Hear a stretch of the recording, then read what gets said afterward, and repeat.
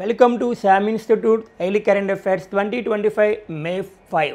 Today current affairs headlines. Andhra Telangana DSC prepare అవుతున్న ప్రతి ఒక్క అభ్యర్థి అండ్ స్కూల్ అసిస్టెంట్ ఎడ్జిటి వరకు జీకే అండ్ కరెంట్ అఫైర్స్ చాలా ఇంపార్టెంట్. మనకి ఆంధ్రప్రదేశ్లో మెగా డిఎస్సి నోటిఫికేషన్ వచ్చింది 16,000కి పైగా. మనకి ఎగ్జామ్ డేట్స్ కూడా ఇచ్చారు నాన్న. మరి ఈ సమయంలో ప్రిపరేషన్ వేగాన్ని బాగా కొనసాగిస్తూ ఉండాలి. అద్భుతంగా నీ మైండ్ పనిచేస్తూ ఉండాలి. ఎక్స్ట్రాడినరీగా ఉండాలన్న ఎటువంటి ఆలోచనలు రాకూడదు.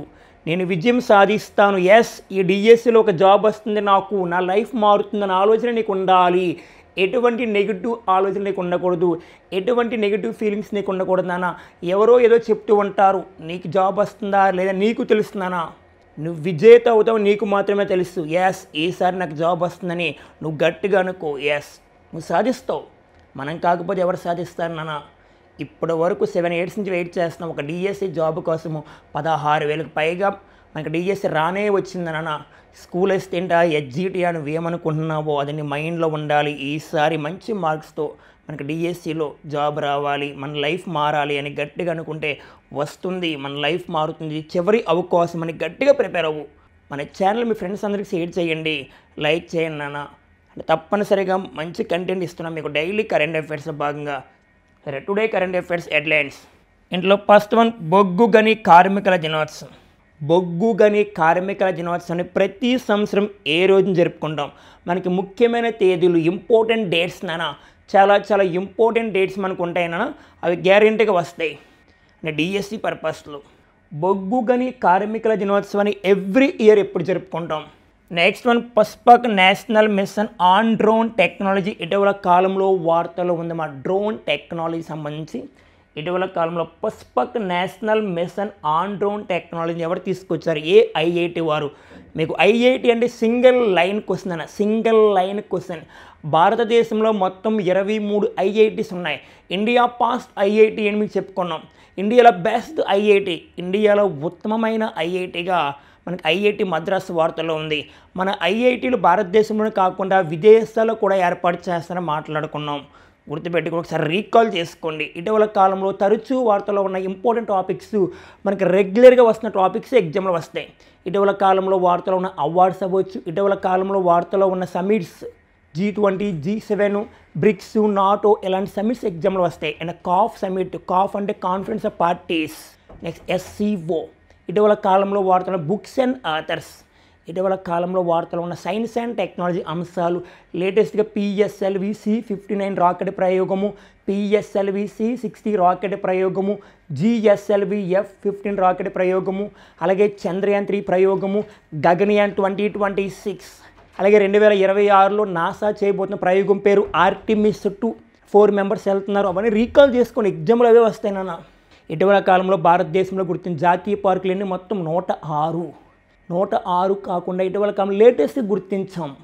106 కాదన్న, లేటెస్ట్గా ఇటీవల కాలంలో ఒక జాతీయ పార్క్ని గుర్తించాం, సిమ్లీపాల్ నేషనల్ పార్క్. దానితో కలిపి ఎన్ని ఉన్నాయంటే 107 జాతీయ పార్కులు ఇండియాలో ఉన్నాయి. భారతదేశంలో మొత్తం టైగర్ రిజర్వ్స్ 58 చూస్తూ ఉండాలి. భారతదేశంలో మొత్తం బయోస్పియర్స్ 18. ఇండియా పాస్ట్ భారతదేశంలో తొలిసారిగా అన్న పదం ఏమైనా వస్తే గుర్తుపెట్టుకోవాలి. అండ్ ప్రపంచంలో తొలిసారిగా అన్న పదం మీద ఎగ్జామ్లో క్వశ్చన్లు వస్తాయి. అంటే ప్రపంచంలో తొలిసారిగా 3D ప్రింటెడ్ రైల్వే స్టేషన్ ఏ దేశం అంటాడు? లేదా ప్రపంచంలో తొలిసారిగా AI ఆధారిత జననం ఎక్కడ అంటాడు? లేదా ప్రపంచంలో తొలిసారిగా AI దేవత అంటే AI గాడ్నెస్ ఎలాంటి చూసుకోవాలి. ఇటీవల కాలంలో క్రీడా రంగము, స్పోర్ట్స్ గురించి ప్రశ్న అడుగుతుందమ్మా. అంటే 38 నేషనల్ గేమ్స్ ఎక్కడ జరిగే? పాస్ట్ ఖోఖో వరల్డ్ కప్లో ఇండియా ప్లేస్ ఎంత? లేటెస్ట్గా జరిగిన ఛాంపియన్ ట్రోఫీ, 9th ఛాంపియన్ ట్రోఫీల విజేత ఎవరు? భారతదేశం. 2026 కామన్వెల్త్ అంటే 2026 కామన్వెల్త్ గేమ్స్ ఎక్కడ జరగబోతున్నాయి? అలాగే 2028లో ఒలింపిక్స్ ఎక్కడ జరగబోతున్నాయి? లేటెస్ట్గా 2024లో ఒలింపిక్స్ ఇండియా ర్యాంక్ ఎంత? 2024లో ఒలింపిక్స్ ఫస్ట్ ప్లేస్ ఏముంది? 2024 పారా ఒలింపిక్స్ ఎక్కడ జరిగాయి? 2024 పారా ఒలింపిక్స్ ఇండియా ర్యాంక్ ఎంత? 2024 పారా ఒలింపిక్స్ ఫస్ట్ ప్లేస్ ఏముంది? ఎలా చదువుతూ ఉండాలి. Next one, the midnight library. ఒక పుస్తకం వార్తలో ఉన్నామా అంటే the midnight library. Next one, Padmashri Baba Sivananda మరణము. ఇటీవల కాలంలో వార్తలు వ్యక్తులు వారి యొక్క మరణాలు ఇంపార్టెంట్. ఎగ్జామ్లో వచ్చే క్వశ్చన్ వచ్చే అవకాశం ఉంది. నెక్స్ట్ వన్, చైనా అధ్యక్షుడు జిన్పింగ్ పర్యటన. మరి ఏ దేశం వెళ్ళబోతున్నారు? ఓకేనా చూద్దాం. అయితే డైలీ కరెంట్ అఫైర్స్ భాగంగా ఒక క్వశ్చన్ ఇస్తున్నాం మీరు అందరూ కామెంట్ బాక్స్లో పెడుతున్నారు. 99% అందరికీ రైట్ ఆన్సర్ పెడుతున్నారన్న. అలా ప్రిపరేషన్ ఉండాలి, అలా ఆలోచించగలగాలి. సొంతంగా ఓన్గా ట్రై చేసినప్పుడే సబ్జెక్ట్ అనేది ఇంకా ఇంప్రూవ్మెంట్ అవుతుంది. ఓకేనా? మనకి డైలీ కరెంట్ అఫైర్స్ భాగంగా ఇటీవల కాలంలో వైఎస్ఆర్ లా నేస్తం పేరును ఏ విధంగా పేరు మార్చారు? పాత పేర్లు, కొత్త పేర్లు, old names and new names. మరి ఆంధ్రప్రదేశ్ కొత్త గవర్నమెంట్ వచ్చిన తర్వాత గతంలో ఉన్న పాత పేర్లను కొత్త పేర్లుగా మార్చింది. ఇటీవల కాలంలో ఒక్కసారి చూస్తే వైఎస్ఆర్ లా నేస్తాన్ని ఏ విధంగా పేరు మార్చింది? మరి న్యాయమిత్రగా పేరు మార్చమా? This is right answer, Nyayamitra. దీన్ని లింక్ చేసుకొని ఇటీవల కాలంలో ఆంధ్రప్రదేశ్లో పాత పేర్లు, కొత్త పేర్లు, old names and new names ఒక్కసారి మనం గమనిస్తేనన్నా ప్రధానంగా లేటెస్ట్గా స్వేచ్ఛ అనే పథకానికి పేరు మారింది. స్వేచ్ఛ అనే పథకానికి ఏ విధంగా పేరు మార్చారు? బాలికా రక్ష. ఏ విధంగా మార్చారు నాన్న? బాలికా రక్ష. బాలికా రక్ష. Very good. అలాగే అనకాపల్లి జిల్లాలో బ్రాండెక్స్ కంపెనీకి ఏ విధంగా పేరు మార్చారు? అధిష్టాన్. అనకాపల్లిలో ఉన్న ఒక బట్టల పరిశ్రమ బ్రాండెక్స్, దీనికి అధిష్టాన్గా పేరు మార్చారు. అలాగే విజయనగరం జిల్లాలో భోగాపురం ఇంటర్నేషనల్ ఎయిర్పోర్ట్కి ఏ విధంగా పేరు మార్చిన వచ్చింది వార్తలకి? అల్లూరి సీతారామరాజు ఇంటర్నేషనల్ ఎయిర్పోర్ట్గా పేరు మారుస్తున్నారు. ఓకేనా? అలాగే మచిలీపట్నంలో ఉన్న వైద్య కళాశాలకి మచిలీపట్నం మెడికల్ కాలేజీకి ఏ విధంగా పేరు మారుస్తున్నారు నాన్న? జాతీయ పతాక రూపశిల్పైన పెంగళి వెంకయ్య పేరు పెడుతున్నారు. పెంగళి వెంకయ్య మచిలీపట్నంలో ఉన్న వైద్య కళాశాలకి అని గుర్తుపెట్టుకోవాలి. ఇదే సమయంలో ఏలూరులో వైద్య కళాశాల ఉందమ్మా. ఏలూరులో వైద్య కళాశాల ఎవరు పేరు మారుస్తున్నారు, ఎవరు పేరు పెడుతున్నారంటే మరి ఏలూరులో ఉన్న వైద్య కళాశాలకి మీ అందరికీ తెలుసు డాక్టర్ యల్లాప్రగడ సుబ్బారావు, అద్భుత ఔషధ మంత్రగాడు అంట, విజార్డ్ ఆఫ్ వండర్ డ్రగ్, మా టెట్రాసైక్లిన్ వ్యాక్సిన్ కనుగొన్న ప్లేగు వ్యాధికి. ఏలూరులో ఉన్న వైద్య కళాశాలకి ఎవరు పేరు మారుస్తున్నారంటే నాన్న డాక్టర్ యల్లాప్రగడ సుబ్బారావు అని గుర్తుపెట్టుకోవాలి. Very good. అలాగే ఇటీవల కాలంలో ఆంధ్రప్రదేశ్లో జగనన్న అమ్మ ఒడికి ఏ విధంగా పేరు మార్చారు మాస్టారు అంటే మనకి తల్లికి వందనంగా పేరు మార్చారు జగనన్న అమ్మ ఒడి పథకానికి. అలాగే జగనన్న విద్యా కానుక పేరు మార్చారు. మీకు అందరికీ ఐడియా ఉంది. సర్వేపల్లి రాధాకృష్ణన్ విద్యార్థి మిత్రగా పేరు మార్చారు. అలాగే జగనన్న గోరుముద్ద పథకానికి డొక్కా సీతమ్మ మధ్యాహ్న భోజన పథకంగా ఇటీవల కాలంలో పేరు మార్చారు ఆంధ్రప్రదేశ్. డొక్కా సీతమ్మ మధ్యాహ్న భోజన పథకంగా పేరు మార్చారు. అలాగే దిశ మహిళా పోలీస్ స్టేషన్కి ఏ విధంగా పేరు మార్చారు? మహిళా పోలీస్ స్టేషన్గా పేరు మార్చారు ఇటీవల కాలంలో ఆంధ్రప్రదేశ్ అని గుర్తుపెట్టుకోవాలి. పాత పేర్లు, కొత్త పేర్లు. అలాగే జగనన్న అమ్మ ఒడికి కొత్త పేరు తల్లికి వందనంగా పేరు మార్చారు. అలాగే మనబడి నాడు నేడుకి కూడా ఇటీవల కాలంలో పేరు మార్చారు. మనబడి మన భవిష్యత్తుగా పేరు మార్చారు. ఇలా ఇటీవల కాలంలో ఆంధ్రప్రదేశ్లో పాత పేర్లు, కొత్త పేర్లు, దేశంలో ఏమైనా పాత పేర్లు, కొత్త పేర్లు చూస్తూ ఉండాలి. గ్యారెంటీగా మార్పు వచ్చే అవకాశం ఉంది మనకి. సరే, ఈరోజు ఫస్ట్ కరెంట్ అఫైర్స్ నాన్న. బొగ్గు గని కార్మికుల దినోత్సవం అంటే ఎవ్రీ ఇయర్ కోల్ మైనర్స్ అంటే కోల్ అంటే ఏంటన్నా బొగ్గు గని కార్మికుల దినోత్సవాన్ని ఎవ్రీ ఇయర్ ఎప్పుడు జరుపుకుంటామంటే మనకి మే 4న అంటే నిన్నటి రోజున. మరి భారతదేశంలో బొగ్గు ఉత్పత్తిలో ప్రథమ స్థానం కలిగిన రాష్ట్రం ఏంటని గతంలో అడిగాడమ్మా. జార్ఖండ్. భారతదేశంలో బొగ్గు ఉత్పత్తిలో ప్రథమ స్థానం కలిగిన స్టేట్ ఏంటన్నా జార్ఖండ్ రాష్ట్రము. బొగ్గు ఉత్పత్తిలో వరుస 3 రాష్ట్రాలు ఏంటి అంటాడు. పేపర్ టఫ్గా అడిగితే మాత్రము వరుస 3 రాష్ట్రాలు ఏంటి మాస్టర్ అంటాడు. First Jharkhand, second Odisha, next one Chhattisgarh ఉన్నాయి. బొగ్గు ఉత్పత్తులు. ప్రపంచంలో బొగ్గు ఉత్పత్తిలో ప్రథమ స్థానం గల దేశం అయితే మాత్రము చైనా. భారతదేశం సెకండ్ ప్లేస్లో ఉంది మాస్టారు. ప్రపంచంలో బొగ్గు ఉత్పత్తిలో కోల్ ఉత్పత్తిలో ఫస్ట్ ప్లేస్ చైనా అంటే గుర్తు రావాల్సింది చైనా రాజధాని గుర్తు రావాలి, చైనా కరెన్సీ గుర్తు రావాలి, చైనా ప్రెసిడెంట్ ఎవరున్నారు ప్రజెంట్ చూస్తూ ఉండాలి. ఓకేనా, చైనా అంటే గుర్తు రావాల్సింది 2019 కోవిడ్ గుర్తు రావాలి, కరోనా వ్యాధి చైనాలో ఎక్కడ వుహాన్ నగరము. ప్రపంచంలో తొలిసారిగా కరోనా వచ్చింది చైనా. ప్రపంచంలో తొలిసారిగా కోవిడ్ వ్యాక్సిన్ కనుగొన్న దేశం అయితే రష్యా, స్పుత్నిక్ వి. ఇలా ఒక డేట్స్ వస్తే దాన్ని లింక్ చేసుకోవాలి. మరి మేలో ఉన్నాం కావున మే 1వ తారీఖున ఏం చెప్పుకున్నాం మీకు చెప్పాం ఆల్రెడీ. ఒకసారి రీకాల్ చేసుకోవాలి నెక్కి. అంటే ఇంటర్నేషనల్ లేబర్స్ డే, ప్రపంచ కార్మికుల దినోత్సవం జరుపుకుంటారు. మే 3వ తారీఖున మే 3 అంటే ప్రపంచ పత్రిక స్వేచ్ఛ దినోత్సవం, వరల్డ్ ప్రెస్ ఫ్రీడమ్ డే. అక్కడ ఒక మాట్లాడడం ఓ పాయింట్ చెప్పుకున్నాం. మనకి 2025 ప్రపంచ పత్రిక స్వేచ్ఛ, మా ప్రపంచ పత్రిక స్వేచ్ఛలో world press freedom index 2 days back మారింది. గతంలో 159 ఉండేది, ఇప్పుడు 2024. ఇప్పుడు ప్రపంచ పత్రిక స్వేచ్ఛలో ఇండియా ర్యాంక్ 151. ఇది కూడా మాట్లాడుకున్నాం. వరల్డ్ ప్రెస్ ఫ్రీడమ్ ఇండెక్స్లో India rank 151. First place Norway ఉంది. ఇలా ఏదైనా పాయింట్స్ వస్తే లింక్ చేసుకోవాలి. గ్యారంటీ ఇండెక్స్ నుంచి ప్రశ్న వస్తుంది. ఇండెక్స్ అంటే చూచీలు. ఫస్ట్ ప్లేస్ ఏముంది, ఇండియా ప్లేస్ ఏముంది, లాస్ట్ ప్లేస్ ఏముంది, ఎన్ని దేశాలకు ర్యాంకింగ్ ఇచ్చారు, ఎలా చూస్తూ ఉండాలి, ఆలోచన మారాలి. సరే, next current affairs Pushpak national mission on drone technology. ఎప్పుడైనా ఐఐటి అనే టాపిక్ వార్తలో వస్తే మొత్తం చదవాల్సిన అవసరం లేదు. మనకి సింగిల్ లైన్ క్వశ్చన్. ఐఐటి భారతదేశంలో మొత్తం 23 ఐఐటీస్ ఉన్నాయి. మన ఐఐటీస్ విదేశాల్లో కూడా ఏర్పాటు చేస్తున్నాం. అలా ఐఐటి మద్రాస్ యొక్క ఫస్ట్ బ్రాంచ్ని తాంజానియా దేశంలో ఏర్పాటు చేసాం. తాంజానియాలో జాంజిబర్. అలాగే ఐఐటి ఢిల్లీ యొక్క ఫస్ట్ బ్రాంచ్ని ఏ దేశంలో ఏర్పాటు చేసాం, యుఏఈ దుబాయ్లో ఏర్పాటు చేస్తాం. అలా లేటెస్ట్గా ఒక ఐఐటి వచ్చింది. ఐఐటి వస్తే సింగిల్ లైన్ కోసం మొత్తం అవసరం లేదు.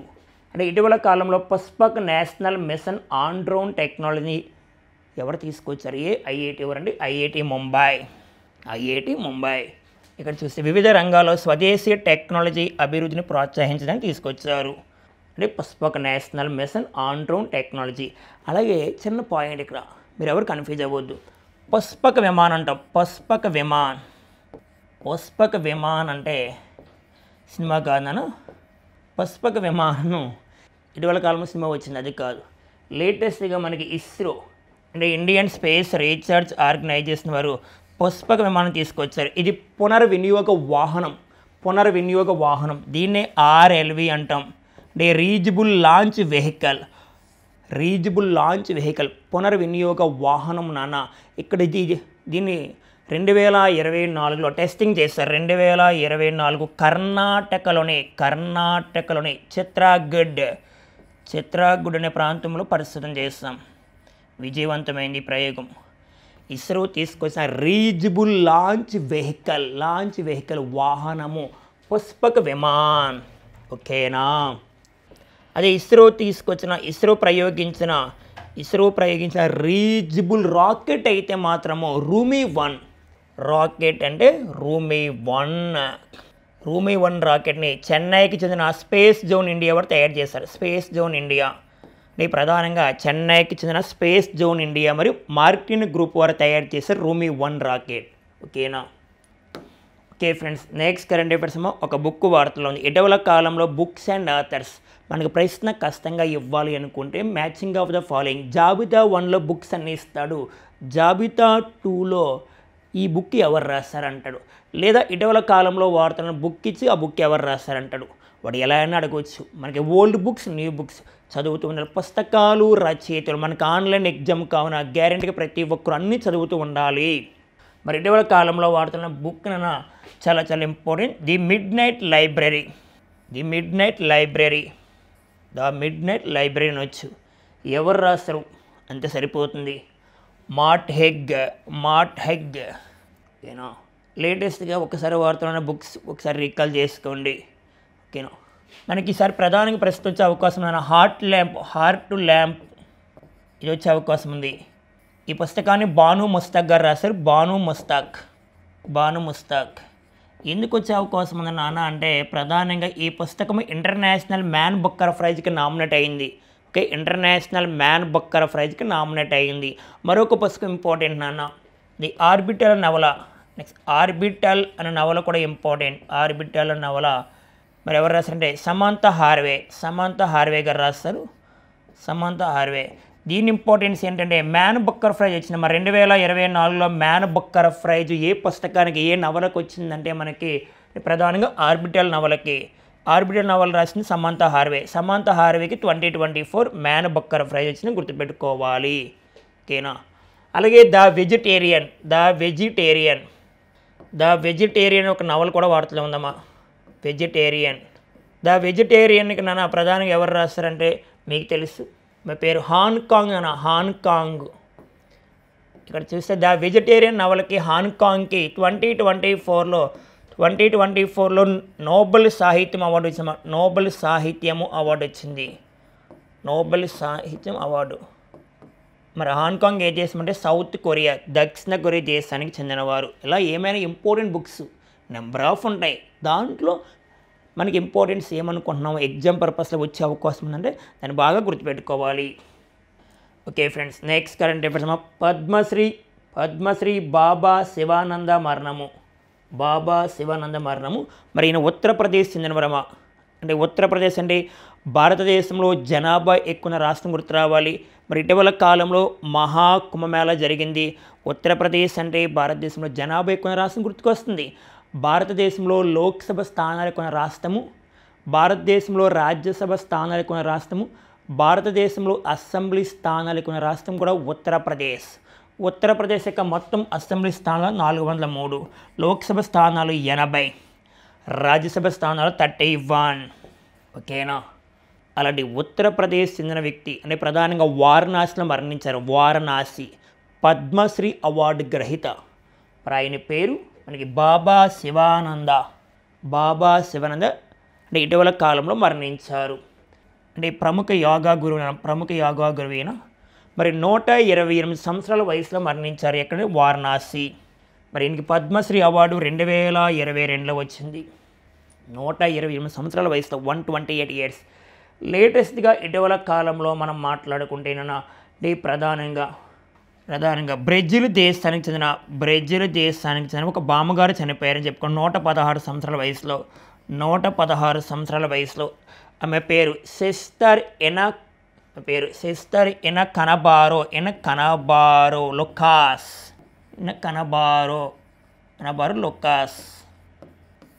సిస్టర్ ఎన కనబారో లొకాస్ ఇటీవల కాలంలో 116 సంవత్సరాల వయసులో చనిపోయిన బామ్మగారు. ఏ దేశం అంటే బ్రెజిల్. అలాగే ఇటీవల కాలంలో వాడుతున్న వ్యక్తులు వరకు మరణాలు. లేటెస్ట్గా తెలంగాణ హైకోర్టు న్యాయమూర్తి మరణించారు. ఒక మహిళా న్యాయమూర్తి. ఆమె పేరు గిరిజా ప్రియదర్శిని. మనకి ప్రశ్న ఎలా రావచ్చు అంటే ఇటీవల కాలంలో మరణించిన గిరిజా ప్రియదర్శిని ఏ రాష్ట్రానికి న్యాయమూర్తి అంటే తెలంగాణ రాష్ట్ర న్యాయమూర్తి అని గుర్తుపెట్టుకోవాలి. ఓకేనా. అలాగే లేటెస్ట్గా కేంద్ర మాజీ మంత్రి మహిళా కమిషన్కి 5వ చైర్పర్సన్. కేంద్ర మాజీ మంత్రి మహిళా కమిషన్కి 5వ చైర్పర్సన్ చెప్పుకున్నాం. మా పేరు గిరిజా వ్యాస్ కూడా ఇటీవల కాలంలో మరణించారు. చూడండి, ఒకసారి రీకాల్ చేసుకుని friends. Okay friends, next current affairs China అధ్యక్షుడు జిన్పింగ్ పర్యటన మనం చెప్పుకున్నాం. రష్యా దేశంలో ప్రధానంగా విక్టరీ డే పరేడ్లో పాల్గొంటారు అని ప్రధానంగా ఈయన. మోడీ గారు ఇటీవల కాలంలో పహల్గామ్ అటాక్ వలన పాల్గొనలేదు. యాక్చువల్ మోడీ గారు కూడా పాల్గొనాలి. ఎప్పుడు అంటే మే 9వ తారీఖున. ఓకేనా. అయితే ఈ సమయంలో మోడీ గారి తరపున రాజ్నాథ్ సింగ్ పాల్గొంటారు. కేంద్ర రక్షణ శాఖ మంత్రి అయిన రాజ్నాథ్ సింగ్ పాల్గొంటారు రష్యాలో.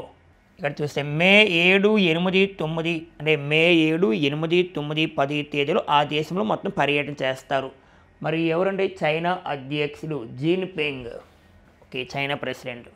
దాంట్లో ప్రధానంగా రష్యా విక్టర్ డే పరేడ్లో కూడా పాల్గొంటారు ఈయన. ఇది మే 9వ తారీఖు జరుగుతుంది. ఓకేనా. మరి చైనా వార్తలకు వచ్చింది కదా. చైనా రాజధాని బీజింగ్ పాత పేరు నాన్న పెకింగ్ అని గుర్తుపెట్టుకోవాలి. పెకింగ్. అయితే ఇక్కడే మనకి జపాన్ ప్రెసిడెంట్ కూడా గుర్తు రావాలి. జపాన్ ప్రెసిడెంట్ మనకి సిగేర్ ఇసీబా పనిచేస్తున్నారు. సిగేర్ ఇసీబా గుర్తుపెట్టుకోండి. Okay friends, next current affairs. Singapore ప్రధానిగా లారెన్స్ వాంగ్. ఇటీవల కాలంలో వార్తలో ఉన్న ప్రధానులు మరియు అధ్యక్షులు మ్యాచింగ్ ఆఫ్ ద ఫాలోయింగ్ ఇస్తాడు. మరి వారు ఏ దేశానికి చెందినవారు అంటాడమ్మా గుర్తుపెట్టుకోండి. మరి సింగపూర్ ప్రధానికి ఎవరు వచ్చారంటే లారెన్స్ వాంగ్. మరి లారెన్స్ వాంగ్ ఏ పార్టీ అన్నానంటే పీపుల్స్ యాక్షన్ పార్టీ. సరిపోతుంది. పీపుల్స్ యాక్షన్ పార్టీ, పీఏపీ అని పిలుస్తున్నాం. మరి పీపుల్స్ యాక్షన్ పార్టీ మరోసారి విజయం సాధించింది. అంటే సింగపూర్ ప్రధానంగా మరొకసారి వచ్చిన వ్యక్తి ఎవరంటే లారెన్స్ వాంగ్ అని గుర్తుపెట్టుకోవాలి. భారతదేశానికి విదేశీ పెట్టుబడులు ఎక్కువగా వస్తున్న రెండవ దేశం ఏంటంటే సింగపూర్. గతంలో ఫస్ట్ ప్లేస్ ఉండేది. భారతదేశానికి విదేశీ పెట్టుబడులు ఎక్కువగా వస్తున్న దేశం అయితే మారిషస్ ఉందమ్మా. ఇది మారిషస్. సెకండ్ వన్ సింగపూర్ అని గుర్తుపెట్టుకోండి. సింగపూర్. మరి సింగపూర్ రాజధాని సింగపూర్ సిటీ.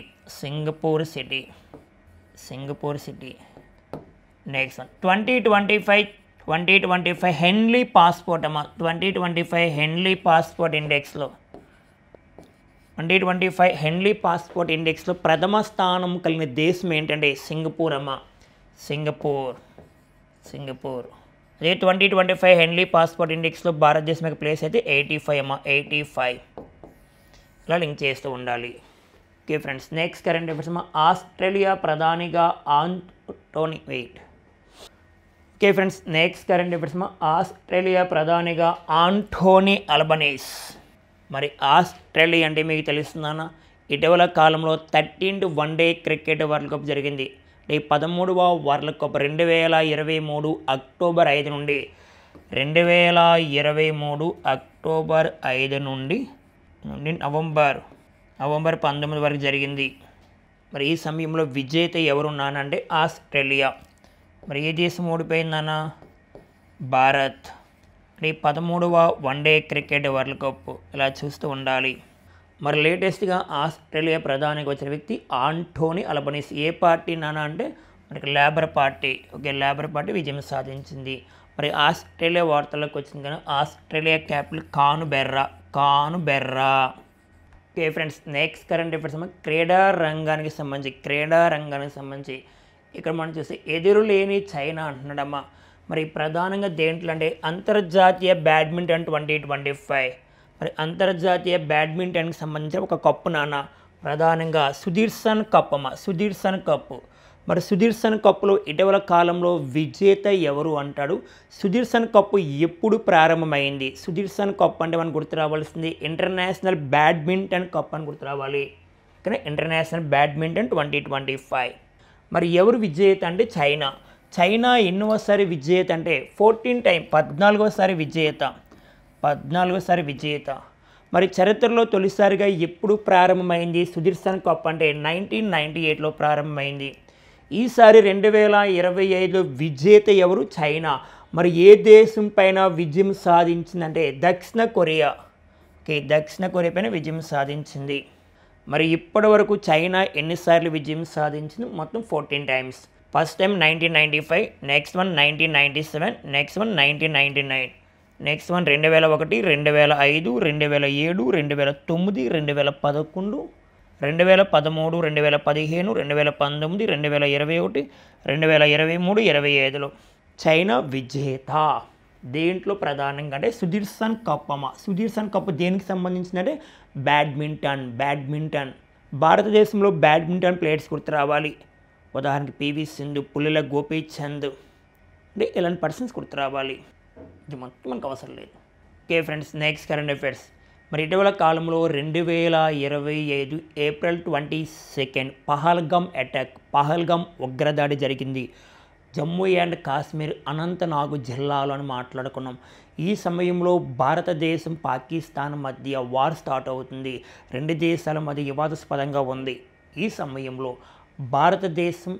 భారతదేశం ఫ్రాన్స్ దేశం మధ్య రఫేల్ యుద్ధ విమానాలు దిగుమతి కోసం ఒప్పందం జరిగింది. అంటే 26 రఫేల్ యుద్ధ విమానాల ఒప్పందం కోసం ప్రధానంగా ఇండియన్ నేవీకి సంబంధించి 26 రఫేల్ యుద్ధ విమానాలు ఇటీవల కాలంలో భారత్ ఫ్రాన్స్ మధ్య జరిగింది.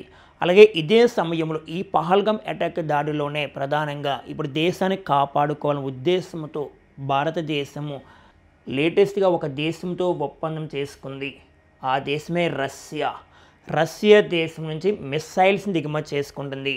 రష్యా అంటే గతంలో రష్యా భారతదేశం బ్రహ్మోస్ అనే మిస్సైల్ తయారు చేస్తాం, బ్రహ్మోస్. ఇప్పుడు మరలా రష్యా దేశం దిగుమతి చేసుకుంటున్న మిస్సైల్ పేరు చాలా important, Igla S missiles. Igla S missiles ఇటీవల కాలంలో భారతదేశం ఎగ్లా ఎస్ మిస్సైల్స్ని ఏ దేశంని దిగుమతి చేసుకుంది అంటాడు, రష్యా. ఇక్కడ మనం గమనిస్తే పహల్గామ్ టెర్రర్ అటాక్ తర్వాత సంక్షోభ సమయంలో వాడేందుకు వీలుగా భారత స్వల్ప శ్రేణి ఎయిర్ డిఫెన్స్ వ్యవస్థలను సిద్ధం చేస్తుంది. నెక్స్ట్ రష్యాలో తయారు చేసిన ఎగ్లా ఎస్ మిసైల్స్ను ఇండియా దిగుమతి చేసుకుంది. నెక్స్ట్ ఈ షార్ట్ రేంజ్ డిఫెన్స్ సిస్టమ్ వైమానిక రక్షణలో ఉపయోగిస్తారు. అంటే ప్రధానంగా ఎయిర్ ఫోర్స్ సంబంధించి అమ్మ.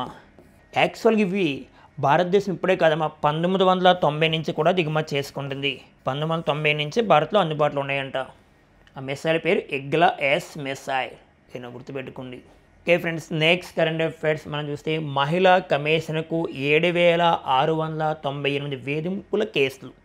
మహిళా కమిషన్ భారతదేశంలో మహిళా కమిషన్ చట్టము 1990 ఆ సమయంలో వచ్చింది. మహిళా కమిషన్ ఏర్పాటు 1992.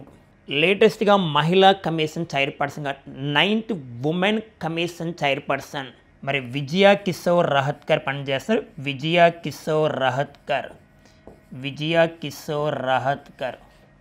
జాతీయ మహిళా కమిషన్ చైర్పర్సన్గా ఎవరు పనిచేస్తున్నారంటే విజయ కిషోర్ రహత్కర్ పనిచేస్తున్నారు. ఈమె వరుస క్రమంలో 9వ చైర్పర్సన్.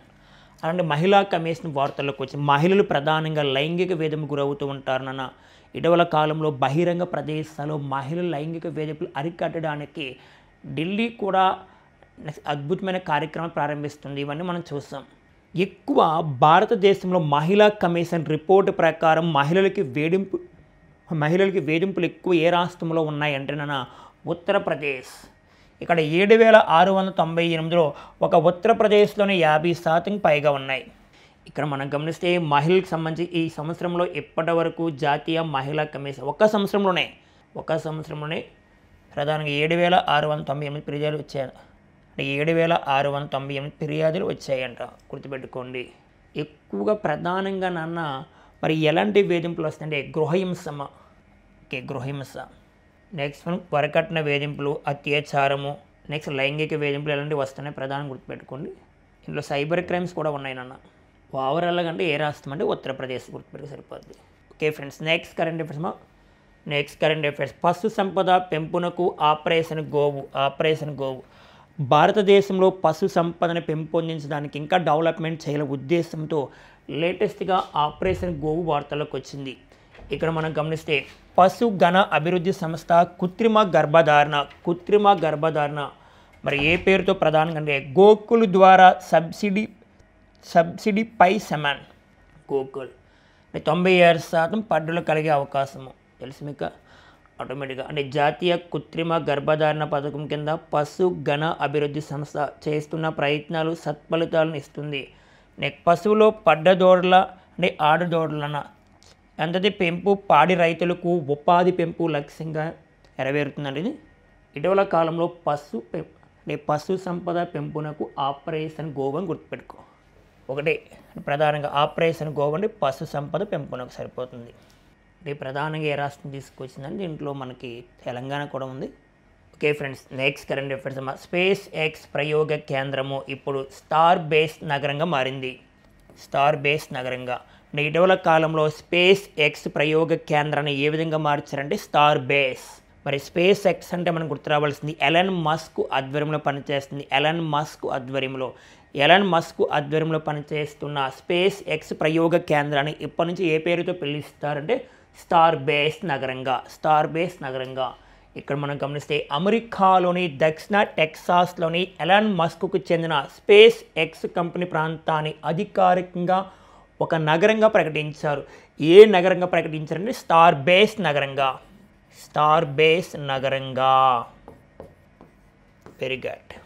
అంటే స్టార్ బేస్ నగరము అమెరికాలో ఏ రాష్ట్రంలో ఉందంటాడు. అంటే అమెరికాలో మొత్తం రాష్ట్రాల సంఖ్య 50. మరి స్టార్ బేస్ నగరము అమెరికాలో ప్రధానంగా ఏ రాష్ట్రం అంటే టెక్సాస్. ఓకే, గుర్తుపెట్టుకో, టెక్సాస్ రాష్ట్రము. మరి అమెరికా వార్తల్లోకి వచ్చింది కానీ యుఎస్ఏ అంటే United State of America 1776 July 4న ఏర్పాటైంది. గతంలో క్వశ్చన్ అడిగామా డిఎస్సిలో. అంటే అమెరికా ఇండిపెండెన్స్ డే ఎప్పుడు జరుపుకుంటాం? July 4th. మరి ప్రస్తుతం అమెరికా ప్రెసిడెంట్గా 47th ప్రెసిడెంట్గా ఉన్న వ్యక్తి ట్రంప్ గారు ఉన్నారమ్మా. ట్రంప్ గారు 46 అయితే జో బైడెన్. ఓకేనా. అమెరికా అంటే గుర్తు రావాల్సింది ప్రపంచ ఆర్థిక వ్యవస్థని ప్రథమ స్థానం కలిగిన దేశం అమెరికా. ఓకేనా.